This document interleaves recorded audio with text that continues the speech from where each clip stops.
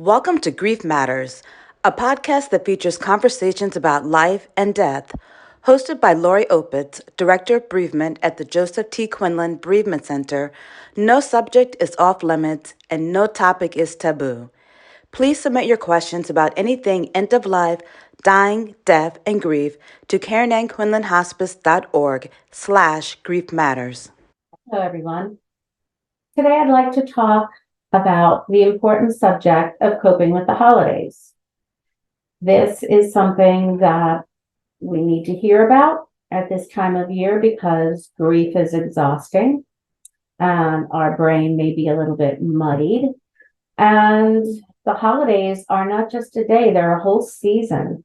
So we need to be able to negotiate our way around a whole season while we are missing someone really important. And I'd like to open up the conversation with some tips on how can we make it better for ourselves while we honor our grief and the memory of our loved one.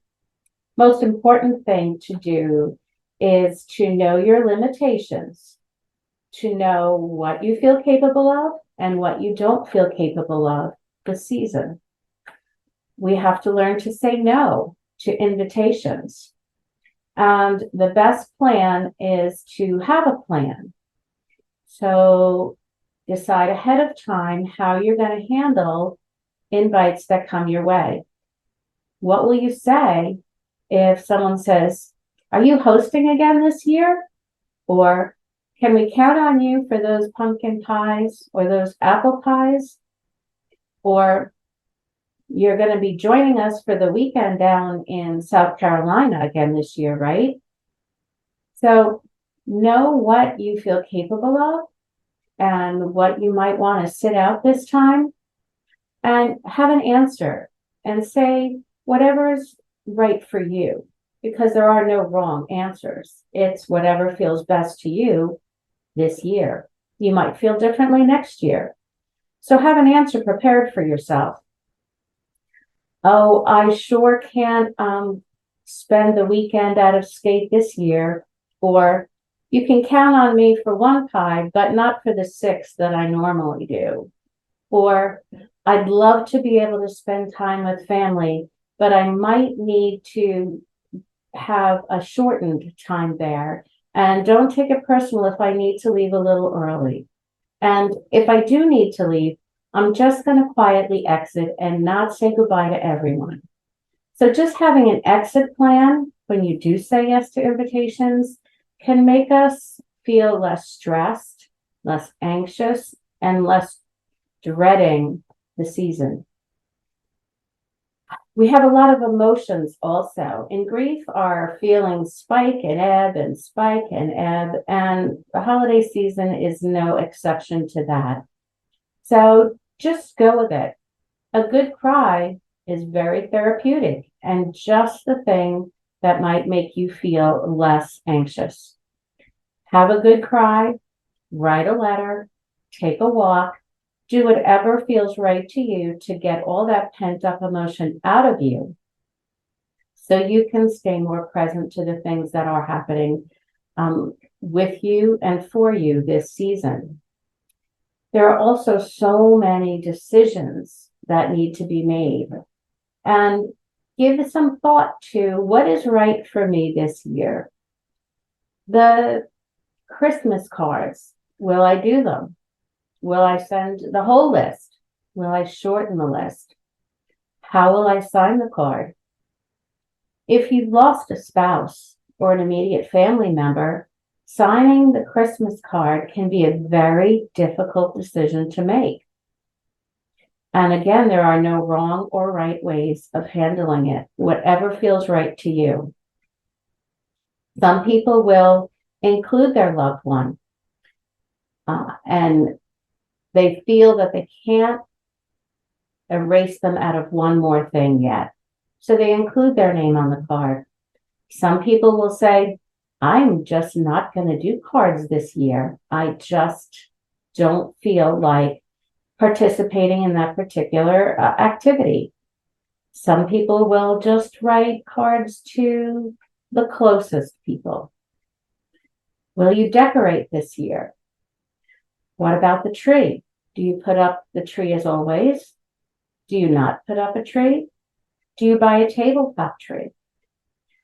What does your heart feel is the right decision for you this year?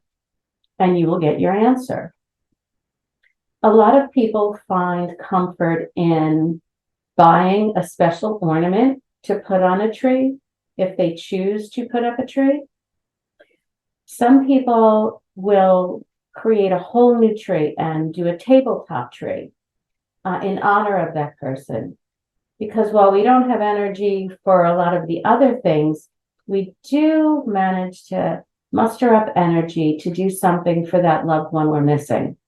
So maybe it'll be a tree with all Yankees ornaments, or a tree of Hello Kitty, or an all blue tree, or maybe all angels, whatever you think will comfort your heart.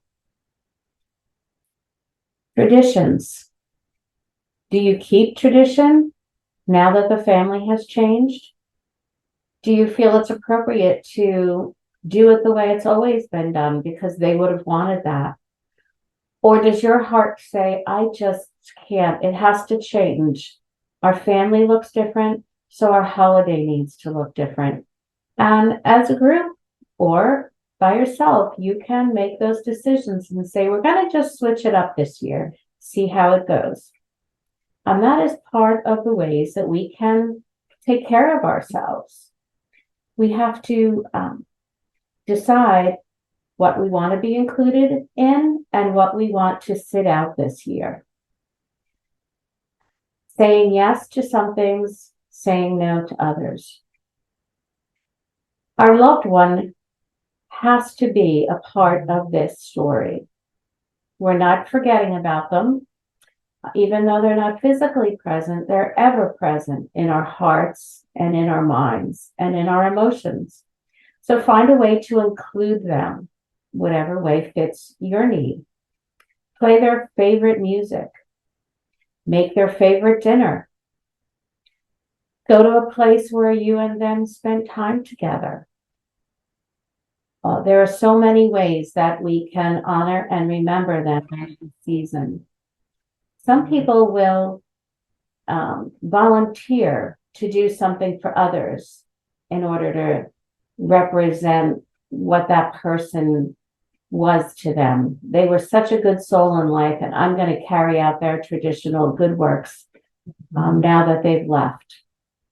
Some of us would like to give to the needy and wrap these presents thinking of that person and honoring that person with the idea of gift giving.